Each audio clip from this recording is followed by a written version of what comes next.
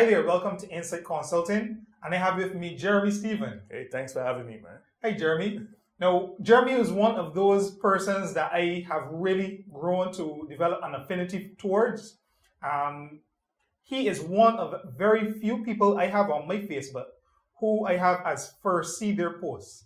So back in the days of Crystal Howell and her posts and you and your economics blogs on Facebook, I've been always interested. Of course, we met at secondary school.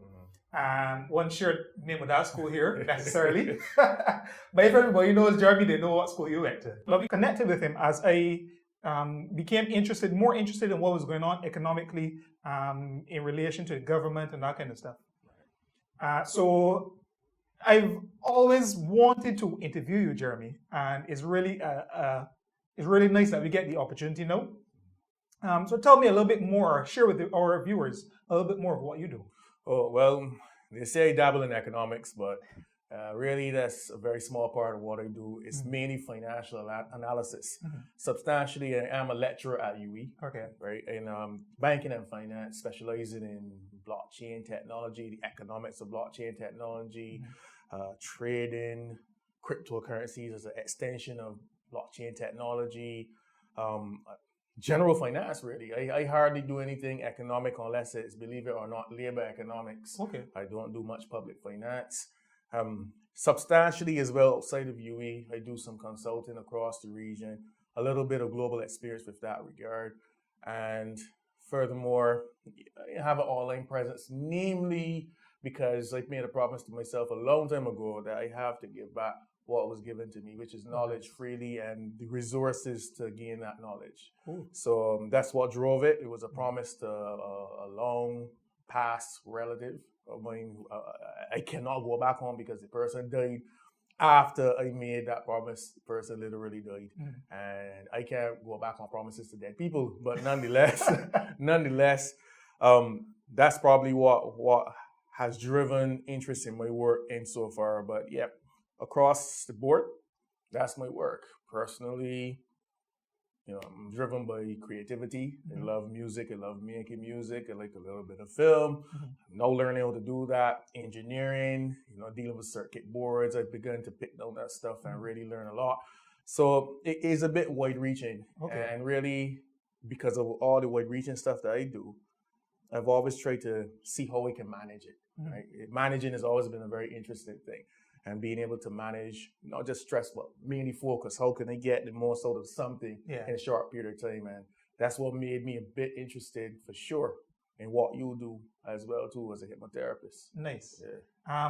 And of course, I am involved in hypnotherapy as well as coaching, so peak performance coaching. How do you see, this is a very direct question, how do you see what I do specifically relevant to your type of work? Let's start first with the finance aspect of it. All right, so it becomes very industry specific, to be honest. You've got the, I would say, non-academic functions and the academic functions.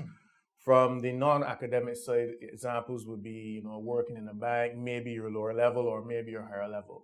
The higher up you go in the organization, the more important it is for you to manage both focus and stress, but mainly more so stress, especially if you're at the top of your organization.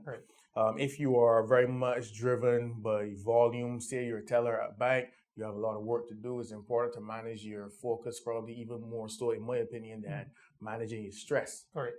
You're not responsible for a massive amount of decisions, if anything. From the academic point of view, it depends not necessarily on how high you climb the organization, because some people could figure you become less stressed at universities the higher up you go. But definitely, if you're a PhD student, I always tell, or believe I should say, that PhD students have to manage their time a lot more effectively, and therefore, focus is a bit more important, I figure, and stress too, stress management for sure, but definitely more so focus. And if you're a lecturer, definitely focus more so than stress, definitely focus. There's a lot that we have to do that you can never get done in a year at all, but yet it's expected.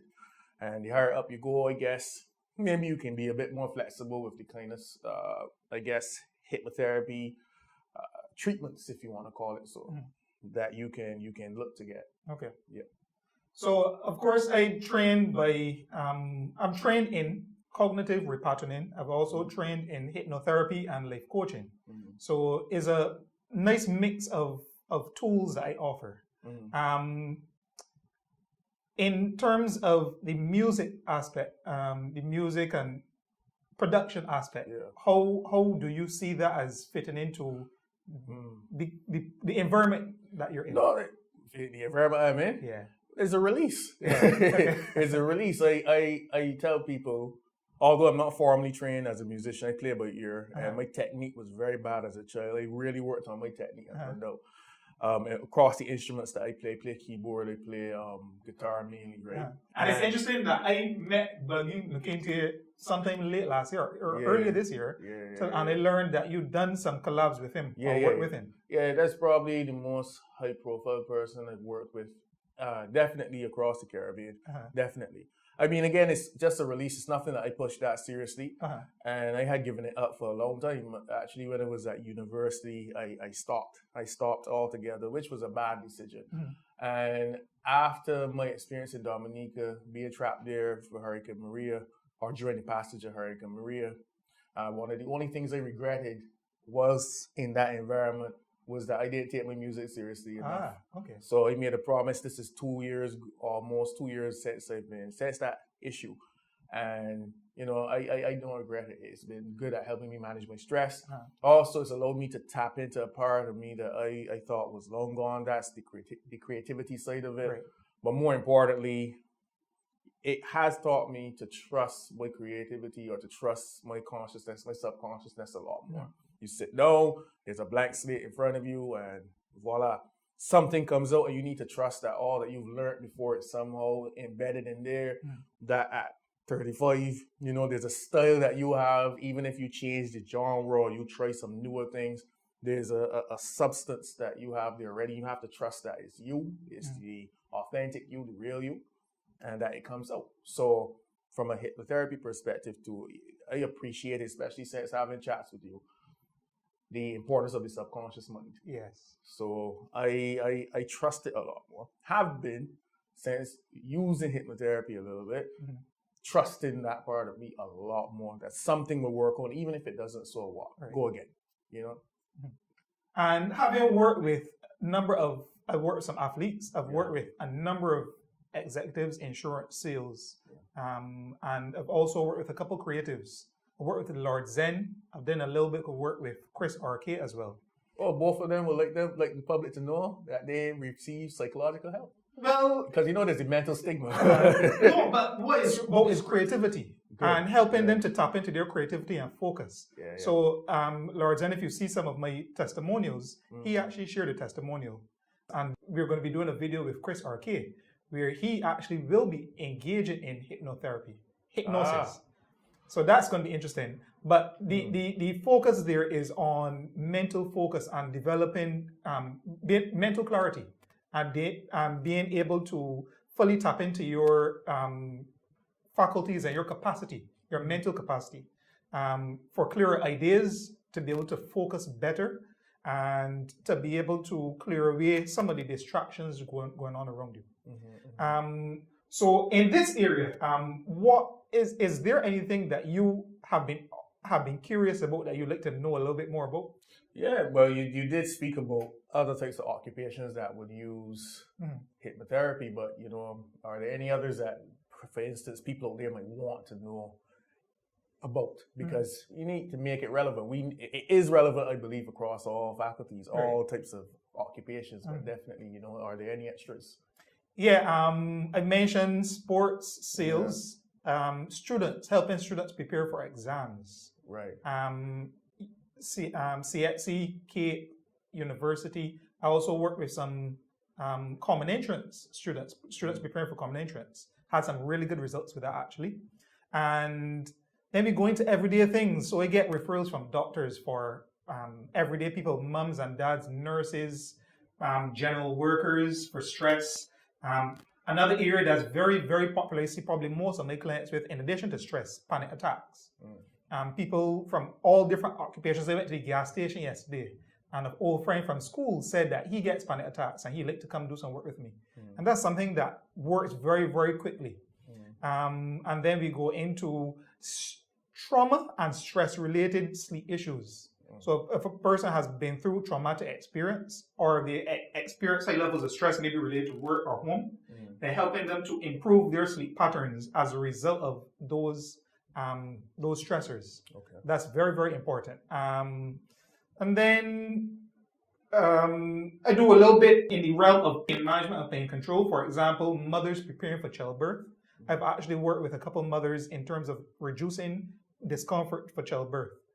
But I mean, all through the ladder, I've worked with retirees and I've worked with teenagers. I have a couple teenager students managing anger and emotions. So really across the board. But I think the core of what the hypnotherapy and mental conditioning part of it is overcoming blocks, emotional blocks, and stress, and then managing the effects of anxiety. So what I find to be so interesting is the fact that still, even with so many people as potential clients or even as actual clients that you've had over the years, the general public still, for better or worse, they're very uncomfortable with anything to do with mental capacity, anything to do with mental health. Yeah. You know, so something I would love for you to communicate is, why there shouldn't be a stigma with respect to hypnotherapy or anything to do with mental health in Barbados in particular, for sure. One thing that a lot of people don't really realize is the impact of what we refer to as traumatic experiences. Right. So growing up, perhaps you had a parent who would say negative things, or you had what we call, you get beat, you get lashed, and certain patterns repeated over time. Yeah. Or the way that you were treated, the environment you came up in, the way you were treated has impacted or has been imprinted on the individual. And many people carry that into their adulthood, and it transfers into how they work, how they then bring up their own family, how they behave in different types of situations. So that's on a very basic everyday level. People don't necessarily address a lot of the traumatic experiences in their lives, right? But then there are other things. There's stress. How do we manage stress? And stress is not just feeling overworked. Stress is any pressure being placed on the nervous system. So for me, stress is an issue that I have developed an entire protocol where I have doctors referring patients onto the protocol that I work with them. And stress is a major factor. Stress and trauma are two major factors. But mental health is very significant. People think of their health as physically, how is my blood pressure, how is my cholesterol. But people don't usually spend a lot of time investing and taking care of how they think. A lot of people think negatively. A lot of people think pessimistically. A lot of people are operating based on their past, operating based on things that they learned or experiences they had when they were growing up, or things that happened more recently. And you, for example, not saying that has impacted you, but you went through the whole Dominica experience. And it's good to be able to address some of the issues of our past, and people, I think, downplay it. So they're the brave guys that have come forward, but for the most part, females have been the majority of my clients. And what I get is a lot of persons saying, I wish I had come to you earlier. Particularly with the hypnotherapy, I get people saying, it is not what I thought it was. All of my clients say it is not what I thought it was. And in 2 or 3 sessions, they're saying they're seeing results, marked results. So it's really good that people address the mental health and they address things like anxiety and trauma and stress. Very important. So the whole aspect of mental health is very important, as you say. And I find, however, that the whole area of hypnotherapy, for instance, people challenge whether it's a mental health profession or not. So what would you say is the case? In the US, in Europe, in the UK, it is used as an adjunct in their mainstream healthcare. So you can get insurance refunds for hypnotherapy in the US, in the UK, in Europe. But in Barbados, it is not yet accepted as a paramedical profession. Okay. So there is still some work to be done in that regard. But I've been getting referrals from doctors. 16 doctors have referred, and more than half of them have sent multiple referrals. I've looked at my success rate up until February, and I've had an 86% success rate with hypnotherapy. Being they've seen more improvement, reduction in the symptoms, or a disappearance of the symptoms that they're having. So hypnotherapy is being accepted slowly, but there's a lot of work. For sure, there's results that we're seeing, and it is not what most people think it is. Okay. And interestingly enough, then, even if we do get to a place where it's accepted as paramedical, yes, you know, the results speak for themselves. And so you would have mentioned just a few moments ago that you, within 2 or 3 sessions on average, your clients would see some form of result. You said 86% of them at least. So my question is, does it normally take that long, or does it take longer on average, say, based on your experience globally or elsewhere, to see some measurable kind of result? All right. Hypnotherapy falls within the category of brief therapy in terms of psychological conversation. So it's not something, well, people can use it for extended periods of time, but you'd see like panic attacks and phobias. Persons get results in as soon as 1 or 2 sessions. Stress management, they see results in a very short time, including trauma, because you realize that some of the effects of traumatic ordeals includes phobias, includes panic attacks, includes flashbacks, and trouble sleeping. So the longest client I've had is 10 or 12 sessions. On average, my clients come to me for about 4 or 5 sessions. So pretty brief. Okay.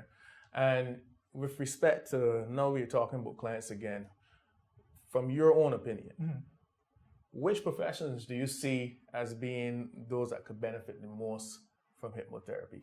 Yeah, I worked a lot with a few athletes, but a lot with executives and salespeople. So I worked with a number of insurance advisors, some of the top ones. I've worked with a couple people in sales. I've worked with a couple doctors as well. So this is stress management, mental focus, especially for the performers, athletes, etc. Musicians, people who have performance anxiety or stage fright and those kind of things.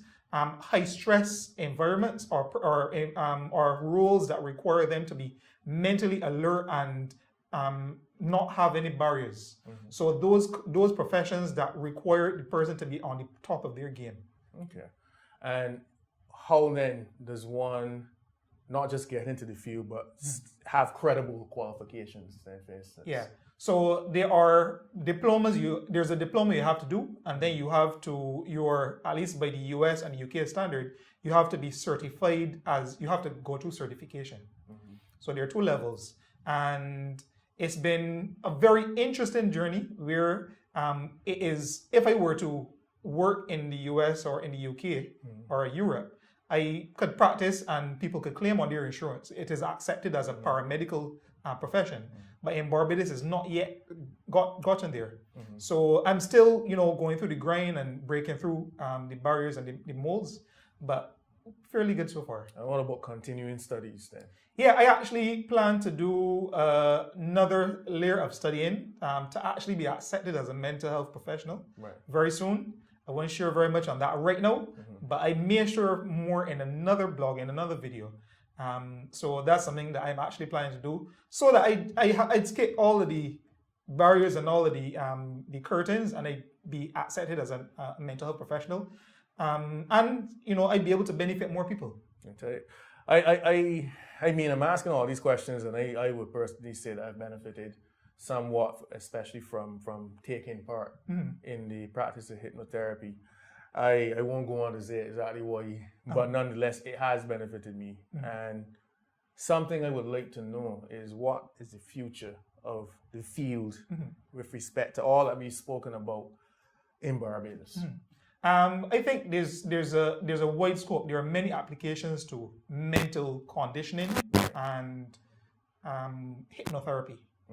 There is the fact that doctors many times, and those forms of psychotherapy and psychology take long periods, they can get faster results.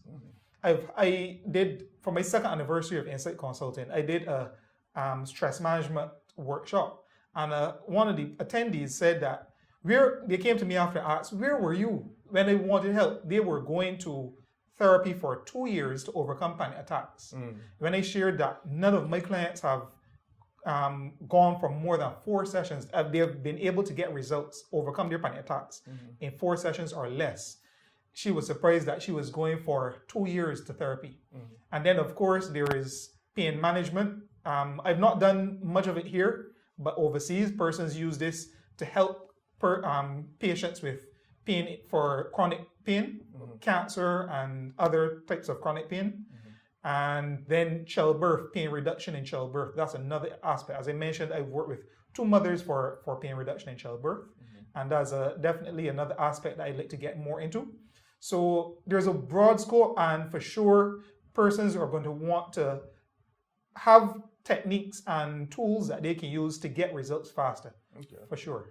And I don't know why I somewhat forgot to ask this earlier on, but is there a marked difference between, say, hypnotherapy and, say, psychiatry? Right. Is there a marked difference?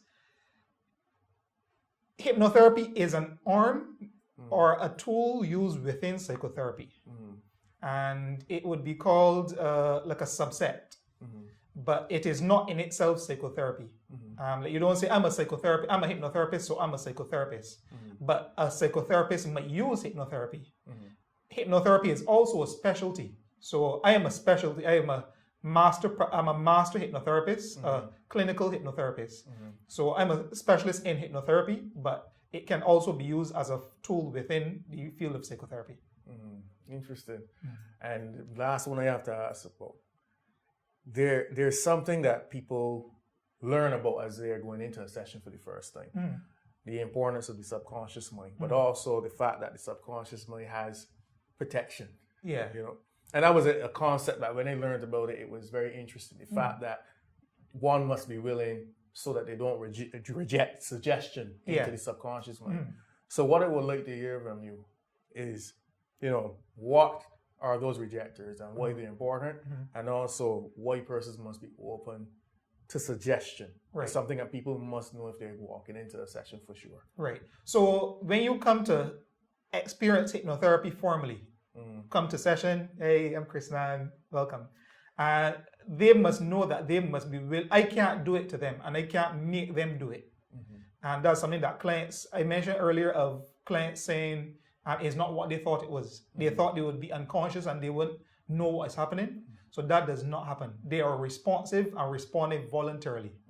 But then they must also be willing to accept the suggestions or the instructions. So I'm working with them. It's an interactive process.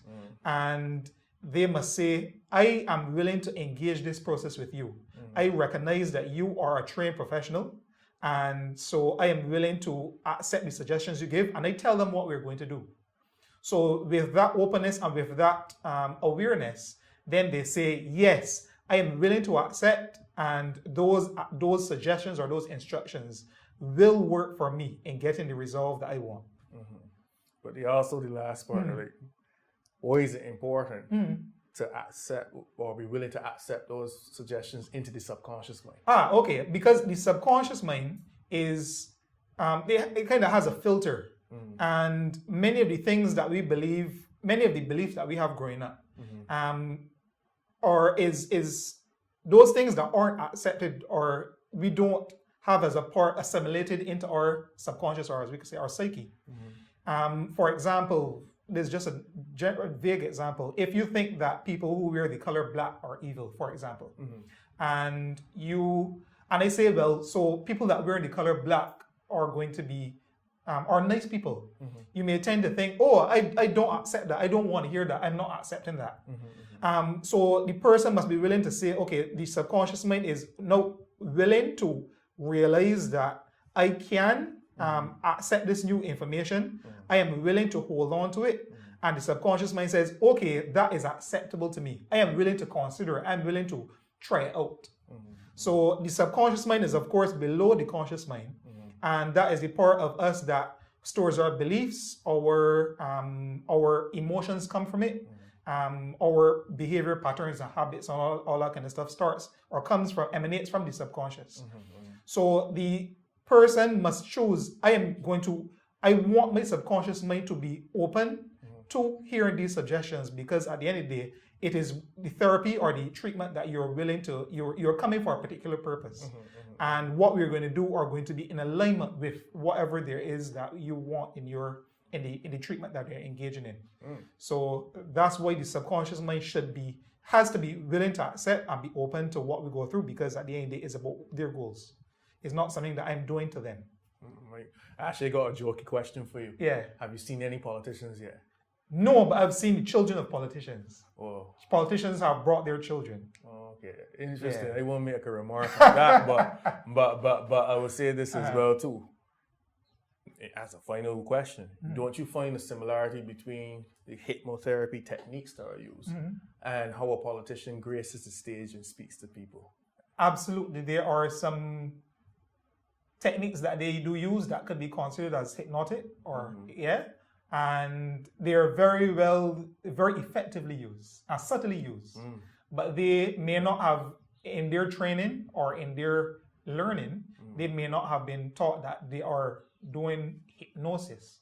But they are very, very much related to or directed to subconscious beliefs. Use of music, use of repeating certain words over and over, mantras almost, right?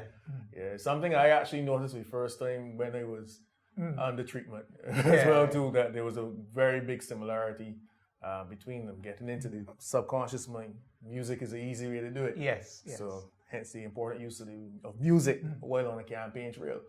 But definitely there's a lot more I know we could talk about for sure, but people have to be willing, just as you would have said earlier, to try.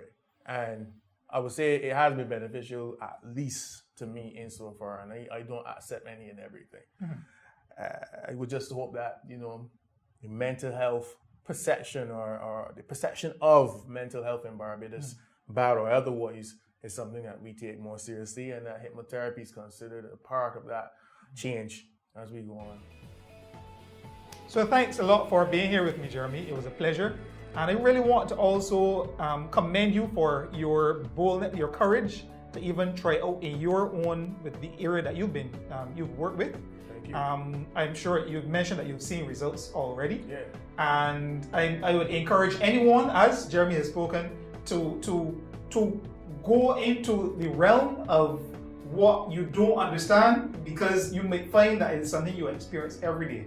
Thanks once again. Cheers. And I look forward to sharing more with you in the future. Have a wonderful day.